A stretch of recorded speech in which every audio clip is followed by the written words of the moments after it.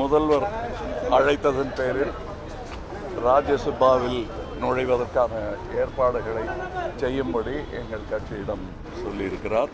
நாங்கள் அதற்கான ஏற்பாடுகளையும் அதற்கு தேவையான தஸ்தாவேஜுகளையும் தயார் செய்து வைக்க வேண்டும் என்பதற்கான அறிவுரையும் முன் அனுபவம் உள்ளவர்கள் எங்களுக்கு சொல்ல வேண்டிய அறிவுரைகளையும் சொன்னார்கள். கேட்டுக்கொண்டு இங்கே வந்திருக்கிறோம். நன்றி. எப்போ நாமினேஷன் பண்ணுறீங்க சார்? அது அவங்க சொல்லுவாங்க, அவங்க தேதிகள்லாம் சொல்லுவாங்க. அதற்கான முன்னேற்பாடுகளுக்காகத்தான் இங்கே வந்து பேசியிருக்கேன். விரைவில் நீ உங்களுக்கு மாநிலங்களவையில் இல்லை, என் குரல் அந்த அவையில் தமிழ்நாட்டுக்காக இப்போ பேசும்போது அதுதானே தவிர நான் தமிழ்நாட்டுக்காக எப்பவுமே பேசுகிறேன்.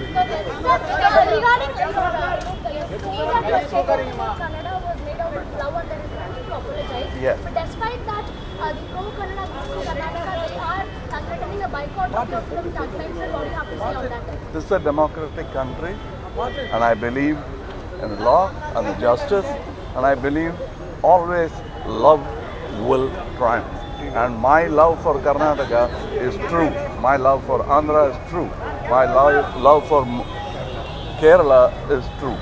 So nobody will suspect it except those with an agenda. So the Karnataka government is threatening a ban of Karnataka film in their state unless there is an apology from your side. Would there be an apology? Now, I've been threatened before, and if I am wrong, I will apologize. If I'm not, I won't. It's my lifestyle. Please don't tamper with it. Thank you. மக்கள் நீதி மையம் துவங்கிய காலகட்டத்தில் குடும்ப அரசியல் தமிழ்நாட்டையே குடி தோண்டி புதைக்கிறாங்க திமுக சொல்லி எதிர்த்து அரசியல் ஆரம்பிச்சீங்க. இன்னைக்கு உடனே வந்திருக்கீங்க, எப்படி உங்களோட பதில் என்ன சார்? நாட்டுக்கு தேவை, அதனால் வந்திருக்கிறேன். செய்திகளை உடனுக்குடனும் துல்லியமாகவும் தெரிந்து கொள்ள சப்ஸ்கிரைப் பண்ணுங்க.